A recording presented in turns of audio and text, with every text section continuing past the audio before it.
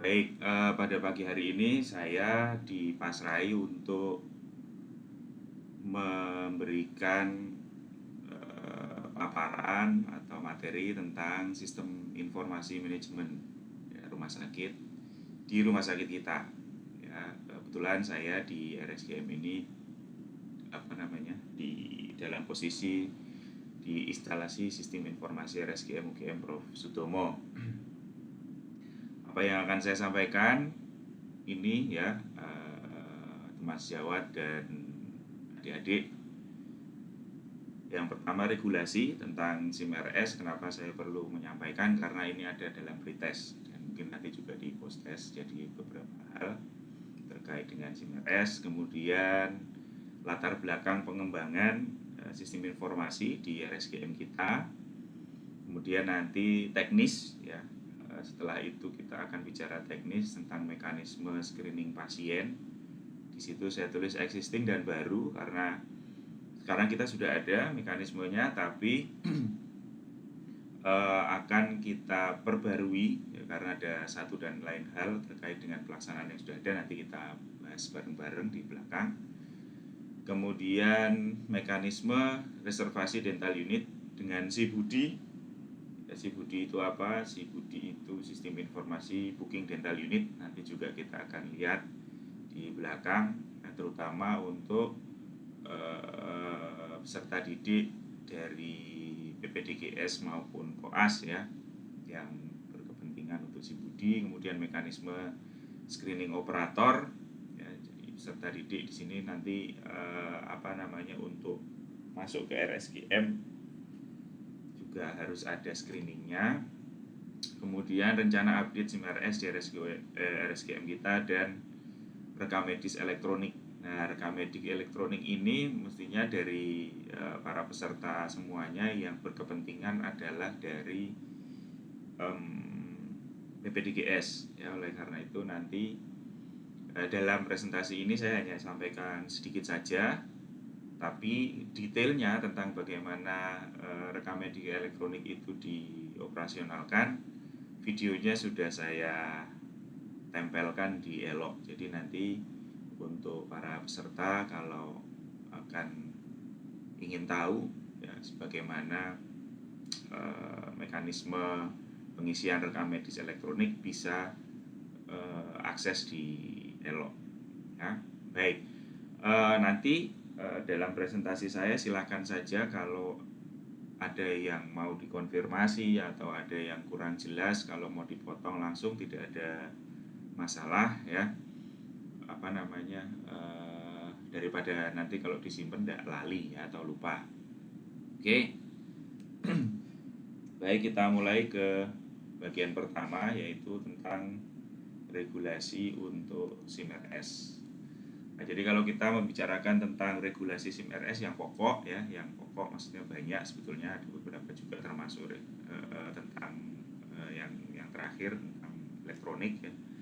Tapi untuk pokok induknya itu dari PMK nomor 1171 tahun 2011 ya, dan PMK nomor 82 tahun 2013. Nanti bisa coba dicek ya.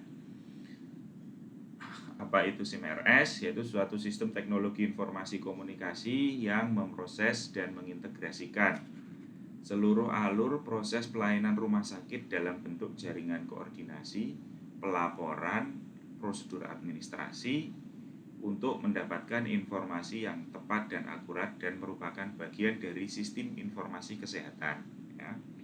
Jadi SIM RS itu adalah bagian dari SIK atau Sistem Informasi Kesehatan. Nah, di sini disebutkan bahwa dia adalah teknologi informasi dan komunikasi ya, TIK, yang seharusnya dia memproses dan mengintegrasikan seluruh alur proses pelayanan rumah sakit. Nah, nanti apa yang dimaksud dengan seluruh alur kita bahas berikutnya ya. Nanti di slide berikutnya. Tapi yang jelas dia seharusnya suatu sistem informasi manajemen rumah sakit itu mencakup keseluruhan kegiatan rumah sakit dari depan sampai belakang, dari atas sampai bawah. Kenapa? Karena diperlukan untuk mendapatkan informasi yang tepat dan akurat.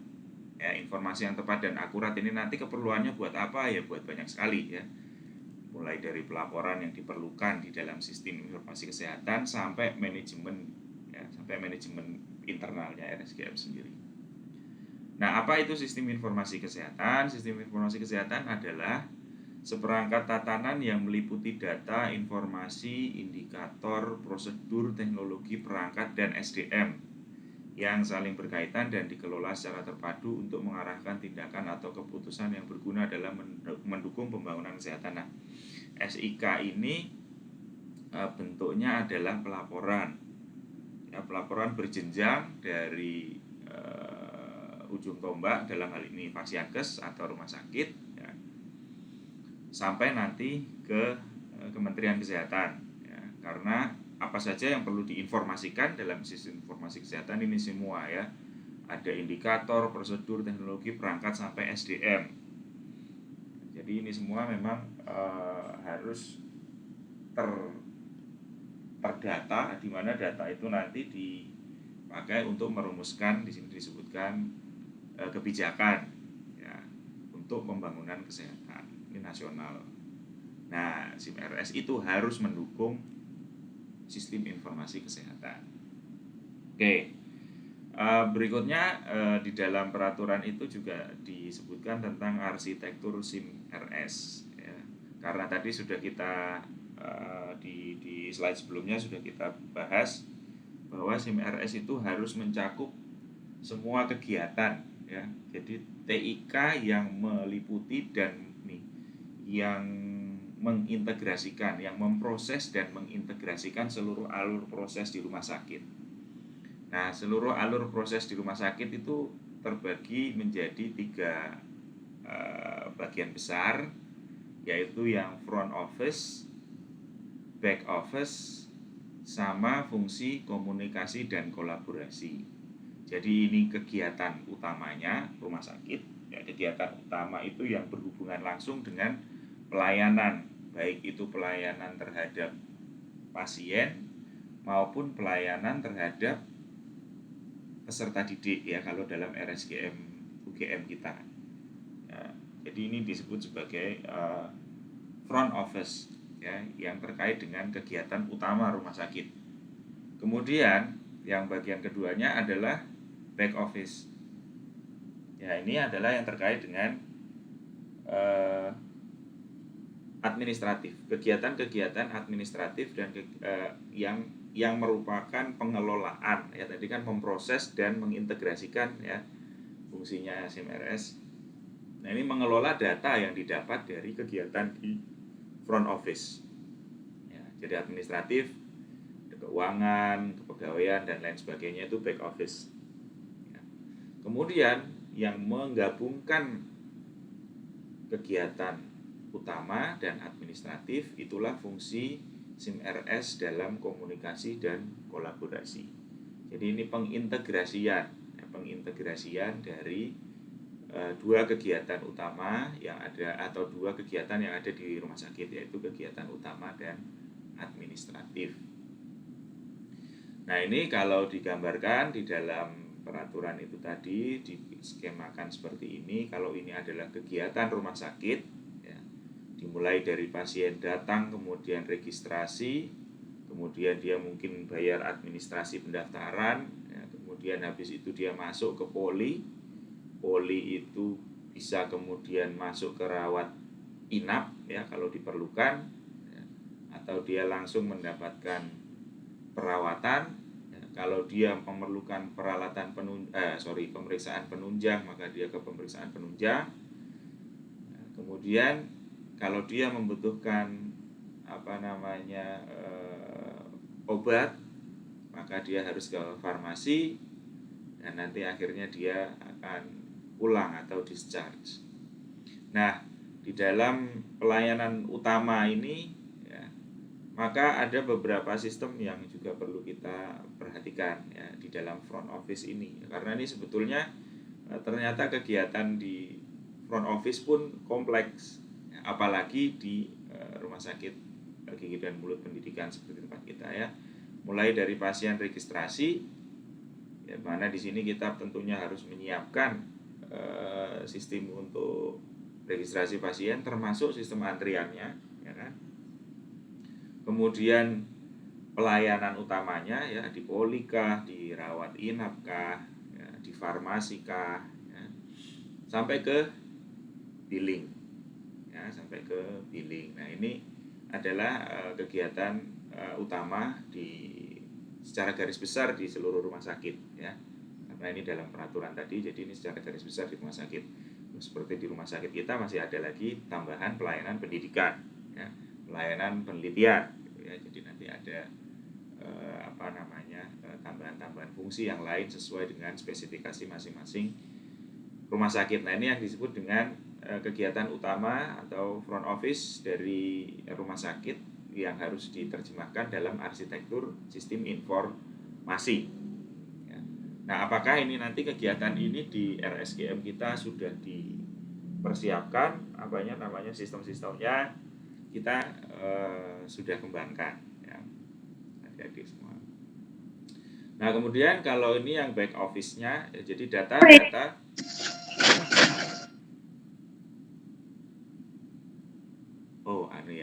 bocor. Oke. Data-data yang tadi didapatkan di di front office, maka kemudian itu akan dikelola di di back office.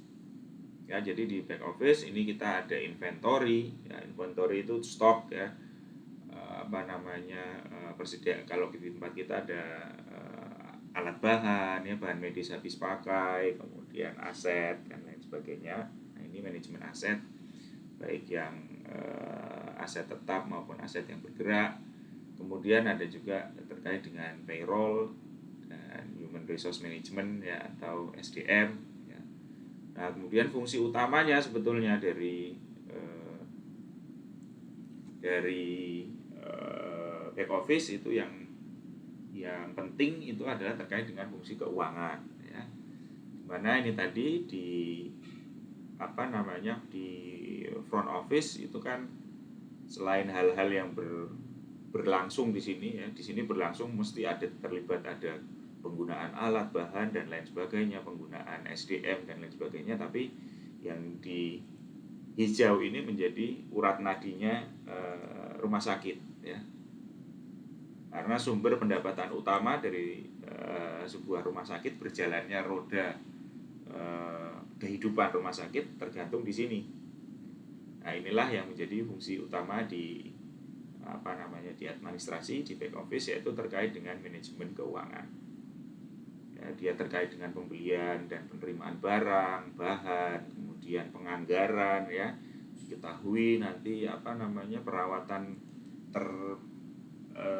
terbanyaknya apa, kemudian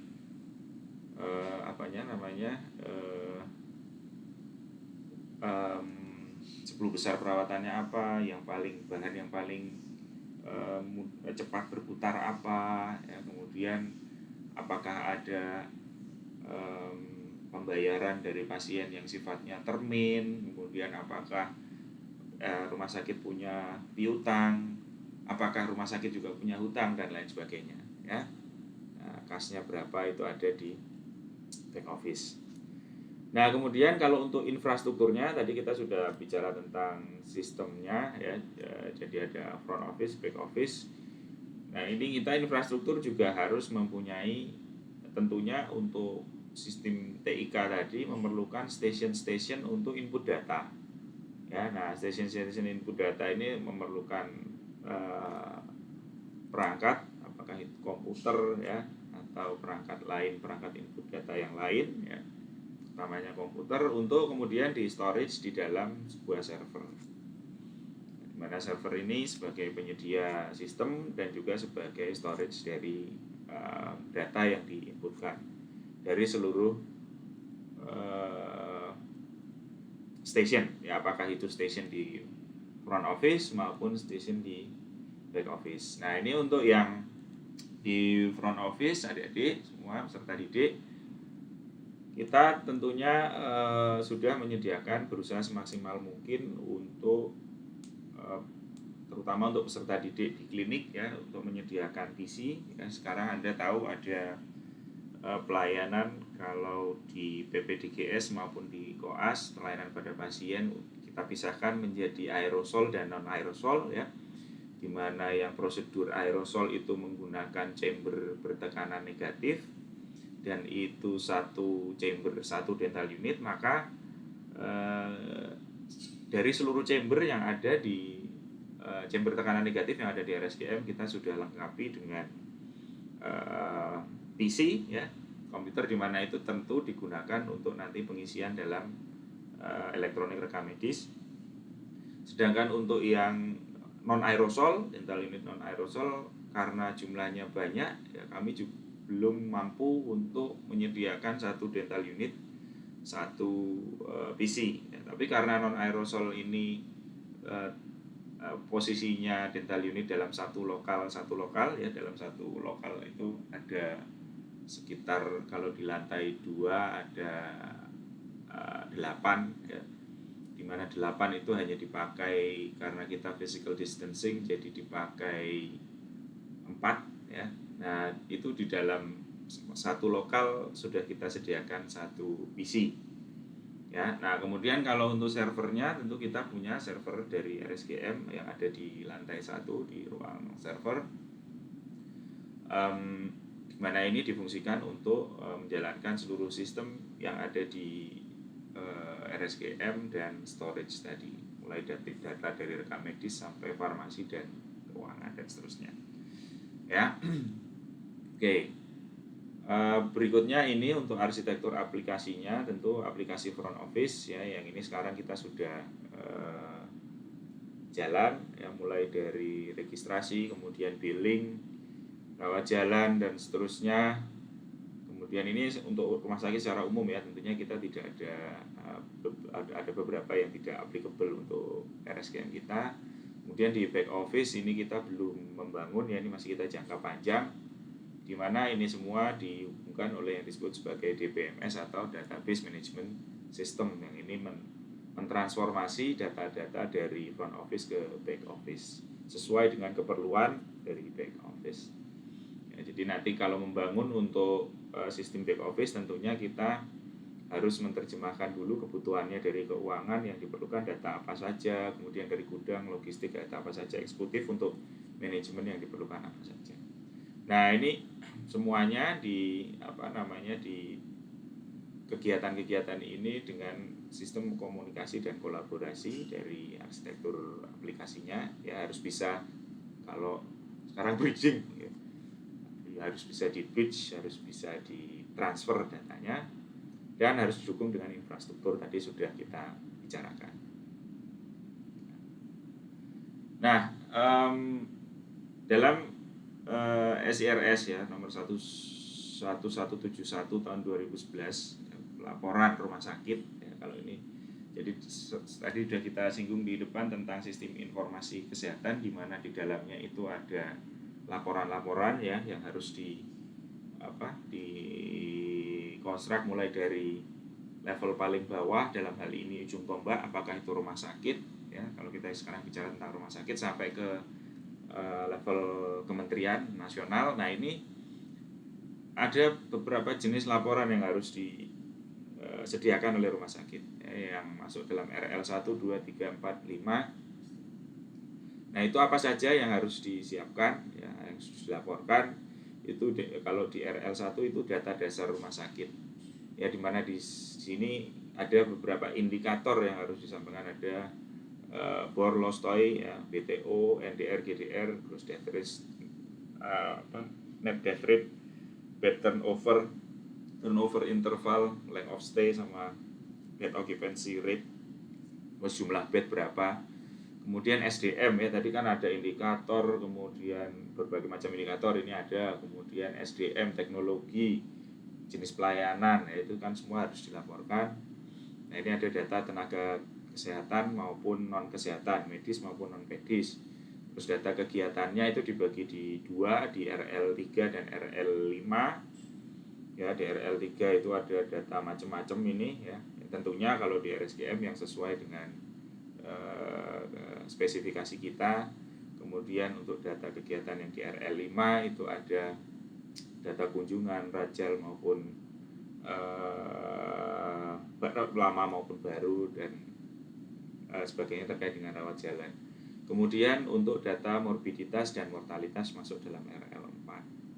Nah ini kan sebenarnya datanya kalau kita ikuti prosedur ini ya itu kita harus ada formulir-formulirnya. Ini yang formulir RL tadi yang harus diisi ya kalau secara manual. Jadi ada BOR, LOSTOI, BTO, NDR, GDR ya. Kemudian data morbiditas ini RL4B, tirik-tirik seperti ini. Jadi RL5 yaitu formulir-formulirnya yang harus diadakan. Nah, ini akan sangat merepotkan kalau kita masih dengan manual ya kan. Oleh sebab itu kita identifikasi dulu ya variabel apa saja sesungguhnya yang ada dalam SIM RS, kan itu semua kegiatan yang ada di rumah sakit. Tapi semua kegiatan yang ada di rumah sakit ini terkait dengan kegiatan utama itu tentunya tercatat dalam satu berkas ya. Maksudnya dari masing-masing kegiatan ya kan, yaitu adalah rekam medis. Jadi rekam medis itu ada di seluruh unit.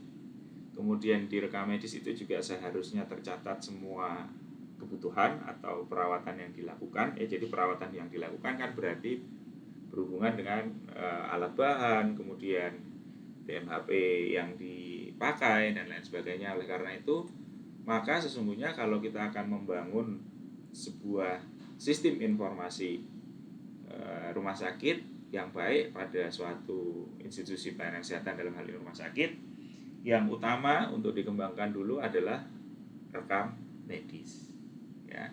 Nah oleh karena itulah RSGM itu sejak 2018 ya, dari sejak 2018 itu mengembangkan. Yang pertama kita kembangkan, sebelumnya kan belum ada ya, kita masih pakai rekam medis manual tentunya. Nah itu kita berniat bahwa itu rekam medis elektronik harus dikembangkan ya sebelum implementasi yang lain, sistem yang lain. Ini adalah garis besar sistem informasi yang sekarang sudah ada di RSGM kita ya. Ini yang paling utama itu ERM atau elektronik rekam medik. Elektronik rekam medik. Nah kemudian terkait dengan bisnis proses yang ada di RSGM itu kita sudah menggunakan beberapa sistem informasi ya. Ini bisa kita lihat kalau yang pelayanan dulu ya, ini yang di bawah, ini yang di bawah pendaftaran pasien online ya. Ini nanti kita tentunya, ini yang saya lingkari atau yang saya kotai dengan warna pink, ini adalah pengembangan jangka panjang. Nah pendaftaran pasien online ini termasuk saya kotai pink. Kenapa? Karena ini yang dimaksudkan adalah pendaftaran pasien yang dengan sistem independen, jadi yang seperti sudah dilakukan oleh rumah sakit besar, di mana dengan via aplikasi tertentu atau bahkan dengan media sosial dia bisa melakukan pendaftaran, di mana pendaftaran itu terkoneksi langsung dengan rekam medik.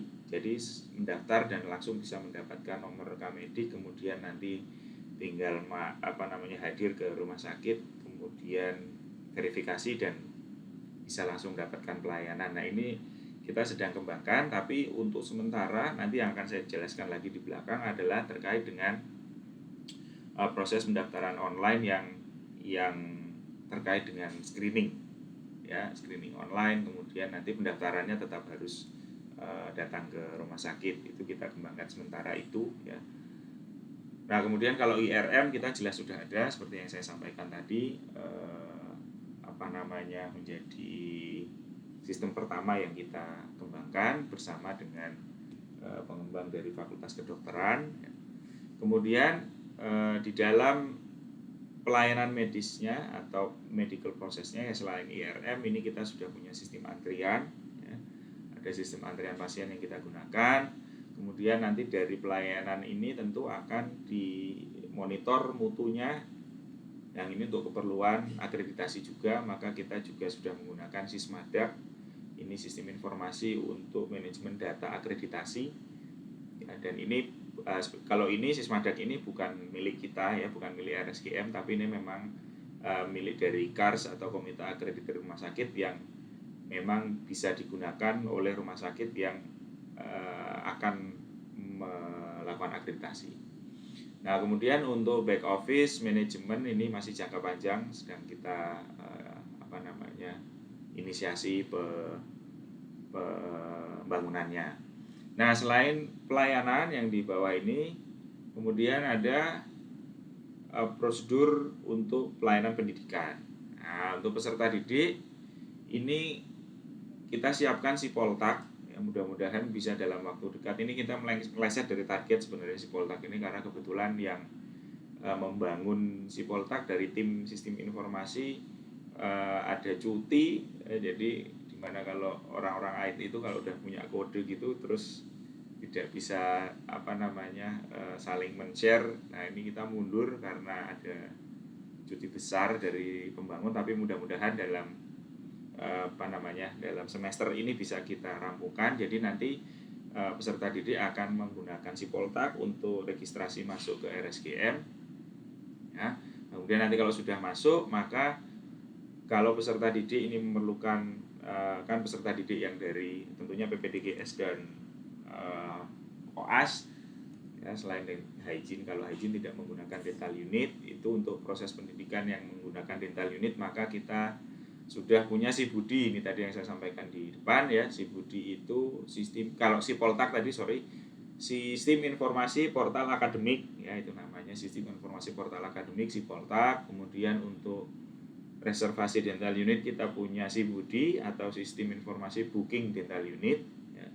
Nah, kemudian ini masih kita palingkari ping ini untuk akademik proses. Dalam hal ini kalau koas dan residen itu punya requirement apa, kemudian nanti sudah dipenuhi atau belum, kemudian apakah ini yang sudah targetnya tercapai atau belum, kemudian sistem ACC dan lain sebagainya. Ini kita akan usahakan untuk bisa dalam jangka panjang juga ya, ini untuk membangun supaya bisa diintegrasikan dengan Simpronya ya, Simpronya Mas Adi, Simpronya Dr. Dedi yang di akademik FKG ya. Nah, itu kemudian untuk penjaminan mutunya di pendidikan juga kita lihat melalui SIMUTI ya, sistem informasi mutu terintegrasi ya. Nah, ini ada sistemnya juga sudah jalan ya. Nah, jadi ini beberapa sistem informasi yang biru-biru tulisannya kuning ini yang sudah kita jalankan di RSGM.